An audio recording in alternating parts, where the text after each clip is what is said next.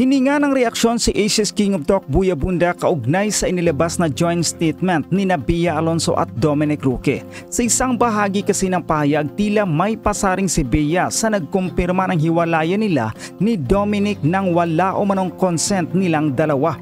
Ayon sa ulat ng GMA News nitong Lunes, nagpa-unlock daw ng panayam si Boy sa ginanap na contract signing nito sa nasabing TV network, kaya nagkaroon ng pagkakataong matanong ang King of Talk hinggil dito.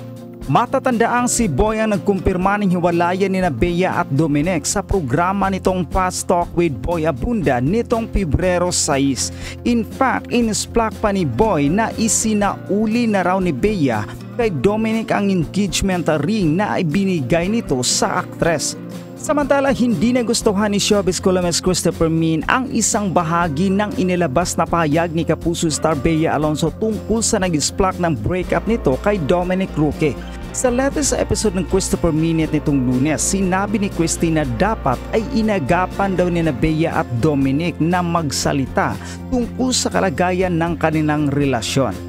Bagamat hindi raw guilty, alam daw ni Christy kung sino ang tinutukoy ni Bea sa nasabing pahayag. Matatandaang bago pa man kinumpirma ni Asia's King of Talk Buya Bunda ang hiwalayan ng dalawa, tinalakay na sa vlog ni Showbiz Insider OG Diaz ang tungkol dito. Matatandaan sa pahayag na inilabas ni Bea nitong Lunes ay sinabi niyang may ilan umanong nagkumpirma sa kanilang breakup ni Dominic nang wala raw consent nilang dalawa. Dahil kahapon nga po, bandang gabi na, no? Bandang paggabi na, nung maglabas naman ng formal na pahayag sina Bea Alonzo at Dominic Roque tungkol sa kanilang paghihiwalay at sa hinto na rin ang plano ng kanilang pagpapakasal. Ano ang take mo dito, Romel? Naku, Nay, napakagandang yon. Insinuasyon na nagposa sila sabay para talaga matigil na ang mga haka-haka at pumangit ang mga kwento ng magkabilang kampo. Diba, Nay? Kasi nadadagdagan kung ano-ano ang lumalabas na sinabi nito, ganito ang nangyari. At least ito ngayon, sa kanila mismo nang galing na totoong nagpasya na silang maghiwalay at wala ng kasal. Hindi ko alam kung sino talaga ang mas malaki ang porsyento ng pahayag na ito, kung si Bea o si Dominic. Pero kung titingnan natin yung termino na mga ginamit, more on Bea ito, more on Bea. Kasi si Dominic hindi naman ganito magsalita kabisado naman natin, di ba? Tapos, dapat talaga ganito ang ginagawa nila para hindi na lumalawig pa at lumalawak yung mga kwento nang hindi sila nabubuwisit sa social media, nang hindi sila naiinis sa mga ikinokomento sa kanila. Kung hinahawakan nyo ang inyong emosyon at gwardyado nyo ang inyong kapaligiran, wala dapat ganito. At meron pa dito yung ito ay bumulaga sa aking kamalayan. Itong sinabi niya na, unfortunately, some even confirmed our breakup without our consent. And some created ridiculous stories that had no basis and were utterly false. So we felt the need to share this announcement with great sadness for our peace of mind and our families. Alam niyo pala na yung kapribaduhan ng buhay ninyo ay gusto ninyong makamtan, na hindi kayo mapagbibigyan dahil kayo ay mga pampublikong personalidad. Dapat inagapan nyo ito. Dapat hindi nyo pinalaki ang apoy. Dapat hindi nyo na pinabayaang nag-gaslight pa at sinabuyan ng gas para maglagablab. Alam nyo dapat ito kung bakit naman kasi pinatawing-tawing nyo pa ang panahon. Tapos ngayon sisisihin nyo na naman mga press people, social media, bashers na naman. Ano to? Diba?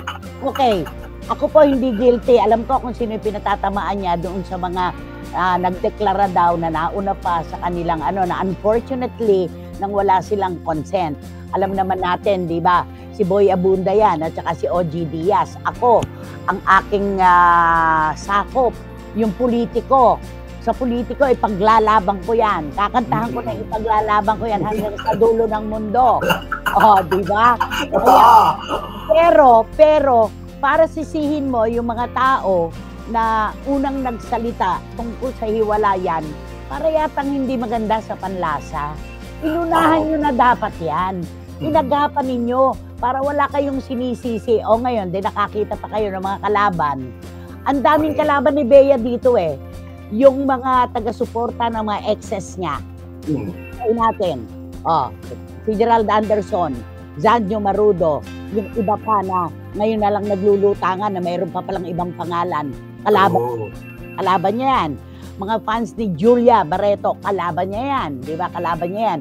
Hindi nila talaga masasawata yung mga bashers at yung mga nagkokomento negatively about them. Hindi po pwede. At saka, hindi na ngayon kinakagat ng tao yung ganyan na pa-cute-cute kayo dyan. Pero may dapat pala kayong sabihin. Dapat ginwardyahan ninyo ang mga personal yung buhay. Hindi dahil sa masyadong nasasabik kami sa issue.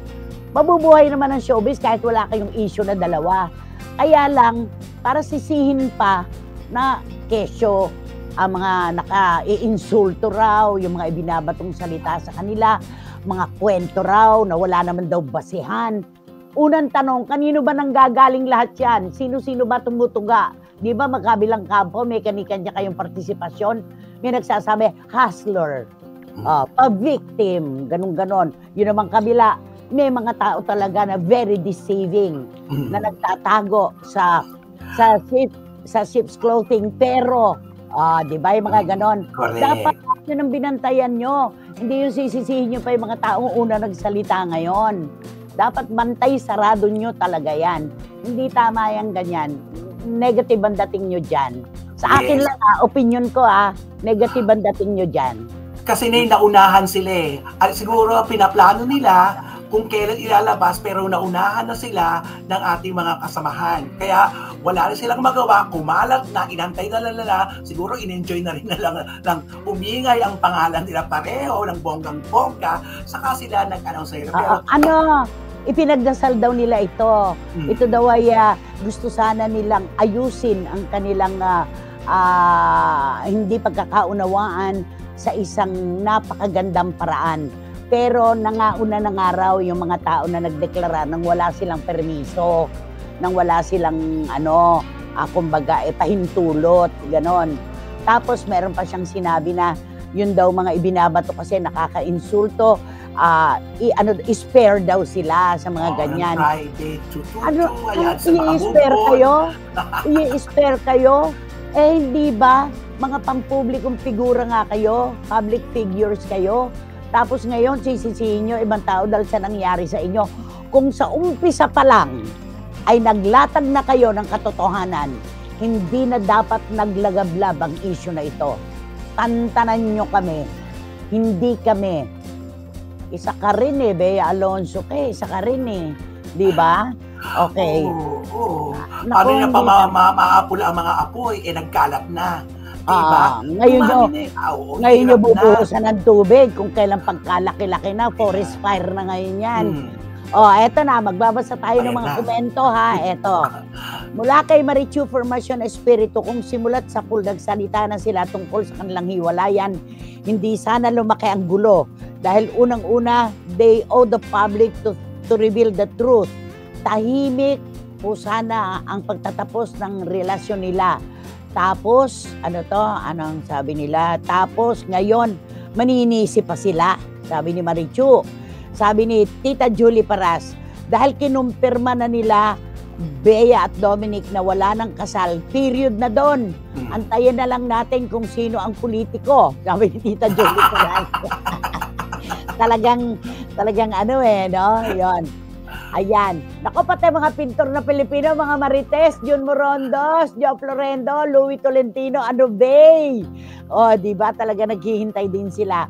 Eto pa, si Neneng Totot Gensoli ng LA, tutok na tutok. Siyempre pa, aba naman. Yan ang mga kwento ngayon Eto na, ang rampadorang reyna ng Sydney, Australia. Yan nanay, kayo nang may kasalanan. Sabihin nyo na kay Bea, spare the media. Mapapaisip ka rin May issue din siguro talaga yung girl. Sabi niya ganon. Ayan, sino may kasalanan? Mga press people, mga bashers, mga vloggers, mga nagkokomento sa social media, nagbabalita sa social media. Yan na ang may kasalanan. naghugas kamay na itong tambalan na ito na naunsyami ang kasalan, di ba? Nako, pababa na ang pandemya, tama na, hugas kamay.